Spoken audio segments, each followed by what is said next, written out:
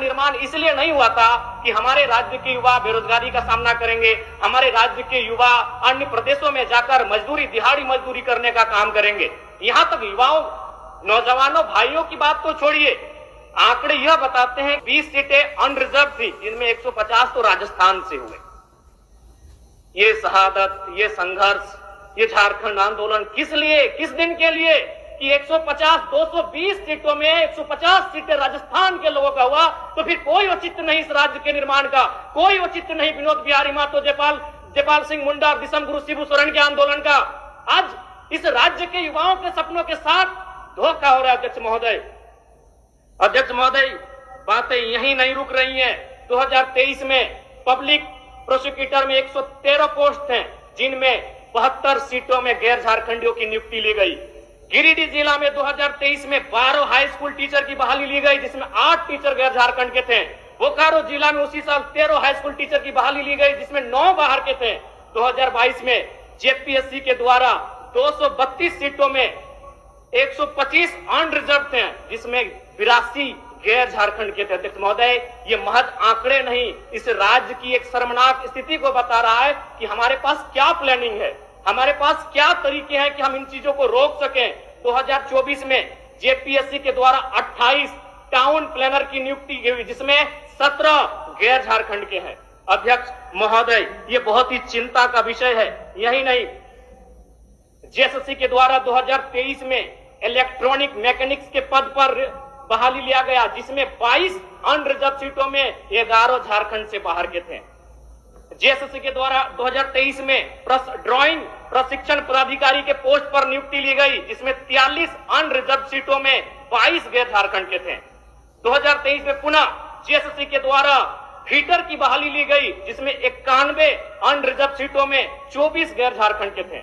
2023 में पुनः जेएसएससी के द्वारा वायरमैन की बहाली ली गई, जिसमें 5 अनरिजर्व सीटों में 4 गैर झारखंड के हुए। 2023 में जेएसएससी के द्वारा पुनः वेल्डर पोस्ट की बहाली ली गई और इस बार 46 अनरिजर्व सीटों में 16 गैर झारखंडों की नियुक्ति ली गई। 2023 में पुनः इलेक्ट्रीशियन के पद पर जेएसएससी के द्वारा बहाली लिया गया और इस बार 93 अनरिजर्व सीटों में 29 सीटें गैर झारखंडियों को गई। अध्यक्ष महोदय, जो कि चिंता का विषय है। अध्यक्ष महोदय, अब इसमें बात आता है भारत के संविधान का, भारत के कानूनों का, क्योंकि भारत का संविधान जो कि कहता है 16(2) हम धर्म, जाति, नस्ल, लिंग, वंश, जन्मस्थान या निवास स्थान के आधार पर सरकारी नौकरियों में भेदभाव नहीं कर सकते हैं। मैं भारत के संविधान का सम्मान करता हूं, लेकिन इसमें कहीं नहीं लिखा है कि हम भाषा के आधार पर भेदभाव नहीं कर सकते हैं। अध्यक्ष महोदय, राज्य सरकार को चाहिए कि जिला नहीं, अगर संभव हो तो प्रखंड में जाकर भाषा का चयन किया जाए और भाषा के आधार पर परीक्षा लिया जाए। भारत का संविधान कहीं आड़े नहीं आएगा, क्योंकि भारत का संविधान भाषा की बात नहीं करता है। भारत का संविधान धर्म, जाति, लिंग, नस्ल, जन्म स्थान और निवास स्थान की बात करता है। इसलिए अध्यक्ष महोदय, मैं सरकार को यह सुझाव देना चाहूंगा, अगर आपसे जिला स्तरीय नहीं हो पाता है तो आप प्रखंड में जाइए और वहां कौन सी भाषा बोली जाती है उस भाषा के आधार पर परीक्षा लीजिए। अध्यक्ष महोदय, मैं एक छोटा सा उदाहरण देता हूं। अगर परीक्षा में यह पूछा जाएगा कि आंख का तारा का मतलब क्या होता है, तो इस सवाल को उत्तर बंगाल के स्टूडेंट भी देंगे, बिहार के स्टूडेंट भी देंगे, गुजरात और राजस्थान के भी स्टूडेंट देंगे। लेकिन अगर सवाल पूछा जाएगा पकड़ तरे हाथ करे करे झांक, हाथ से छूटल माछ और बांधे गड़ल कांच, एकर माने की लागे, दूसरे राज्यों के स्टूडेंट नहीं कर पाएंगे। और दूसरी बात, सिलेबस सेट करना जेपीएससी, जेएसएससी का अधिकार क्षेत्र में आता है और जेपीएससी, जेएसएससी को मंतव्य देना सरकार के अधिकार के क्षेत्र में आता है। तो आप उनको ये मंतव्य दीजिए कि ज्यादा से ज्यादा जो परीक्षा ली जाए वो हमारी भाषाओं में ली जाए। उदाहरण के लिए, मंगरी यार बुधनी ढेकिया कुटेले गेल हले, ढेकिया कुटते कुटते कानी मुनी उंगरिया कुटाए ले। ये दूसरे राज्यों के अभ्यर्थियों को समझ में नहीं आएगा। उनसे ये पूछा जाए कि घैला और पहला में अंतर क्या होता है, दूसरे राज्य के अभ्यर्थियों को ये समझ में नहीं आएगा।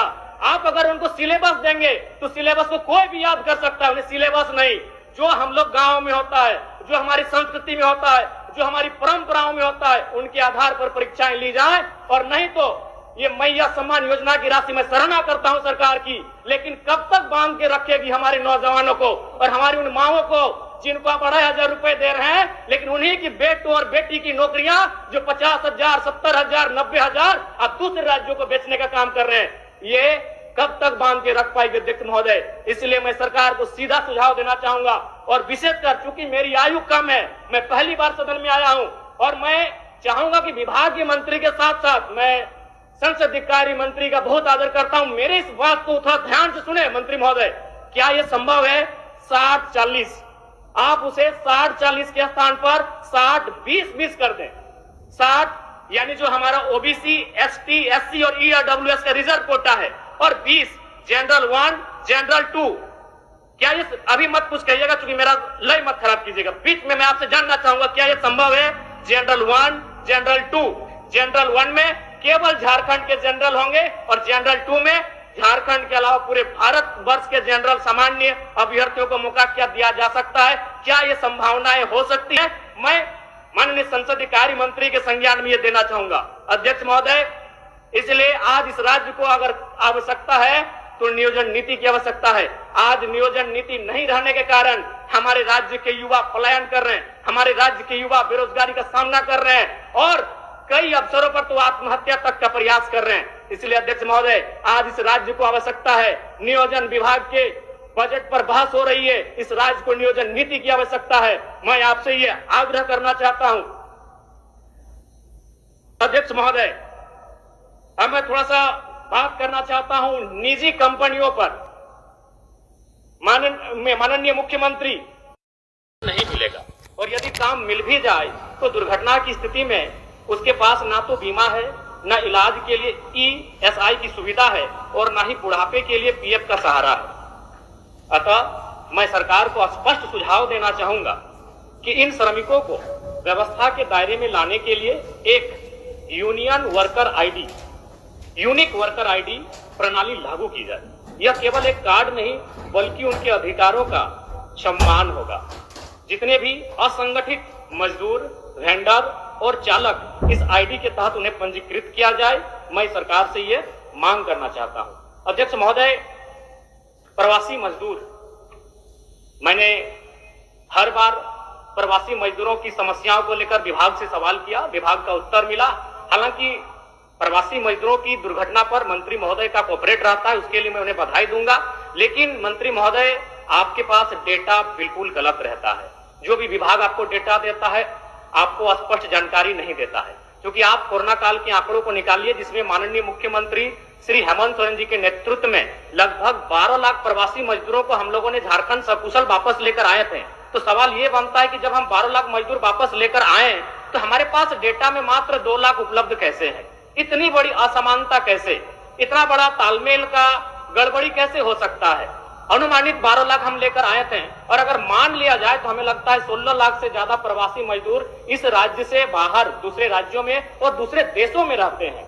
तो इसलिए अध्यक्ष महोदय मैं माननीय मंत्री महोदय से आग्रह करूंगा और विशेषकर क्योंकि आज एक ऐसे राज्य जो 40% खनिज संपदा देता है और उस राज्य में प्रवासी मजदूरों की संख्या में इजाफा होना भी इस राज्य के लिए चिंता का विषय है। अभी विजय कुमार महतो की मौत की जो बात थी वो ठंडी हुई नहीं कि उसी गांव में दूसरे प्रवासी मजदूर की फिर एक डेड बॉडी वापस आई है महोदय, जो कि बहुत ही चिंता का विषय है। आज सरकार को प्रवासी मजदूरों के हितों की रक्षा के लिए विशेष कानूनों को बनाने की आवश्यकता है। अब मैं बात करता हूं महोदय नियोजन की। अगर नियोजन की बात करें तो सबसे पहला बात, नियोजन के जो आंकड़े हैं उन आंकड़ों के अनुसार,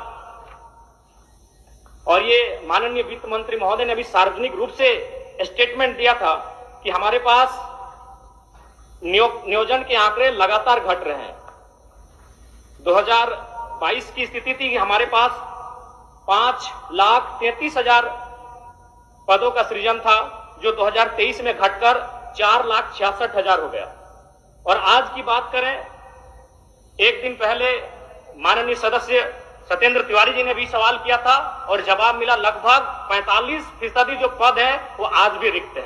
आज तो ये कहीं ना कहीं चिंता का विषय है। दूसरी बात, पहला तो नियोजन के मामले में सरकार काफी पीछे है और जो अगर हम नियोजन कर भी रहे हैं तो उसमें क्या हो रहा है अध्यक्ष महोदय, नियोजन नीति नहीं रहने के कारण हमारे राज्य के युवाओं के साथ बहुत बड़ा धोखा हो रहा है। इस राज्य की निर्माण का जो उद्देश्य था, वो उद्देश्य कहीं ना कहीं यह दिख रहा है कि हम उस उद्देश्य से काफी भटक चुके हैं। इस राज्य का निर्माण इसलिए नहीं हुआ था कि हमारे राज्य के युवा बेरोजगारी का सामना करेंगे, हमारे राज्य के युवा अन्य प्रदेशों में जाकर मजदूरी, दिहाड़ी मजदूरी करने का काम करेंगे। यहां तक युवाओं, नौजवानों, भाइयों की बात तो छोड़िए, आंकड़े यह बताते हैं कि हमारे राज्य में लगभग 75,000, जिनमें अधिकांश आदिवासी बहनें मुंबई में, गुजरात में, दिल्ली में, चंडीगढ़ में, उन बड़े शहरों में दाई घर में झाड़ू पोछा लगाने का काम करती है। एक केरल राज्य है जहां की बहनें अगर अपने घर की चौखट को लांघती हैं तो वो डॉक्टर बनकर किसी राज्य में जाती हैं। दूसरे राज्य की बहन बेटियां अगर अपने घर की चौखट को लांघती हैं तो वह किसी सरकारी पदों को धारण करके दूसरे राज्य में जाती हैं। लेकिन झारखंड के लिए चिंता का विषय है कि हमारे घर की बहु बेटियां अगर चौखट को लांघती है तो नौकरानी बनकर दूसरे राज्यों में जाती है। अध्यक्ष महोदय, ये आंकड़े बताते हैं। इसलिए मैं कुछ आंकड़ों के माध्यम से बताना चाहूंगा। सीएचओ की नियुक्ति जिसमें 550 सीट था, 222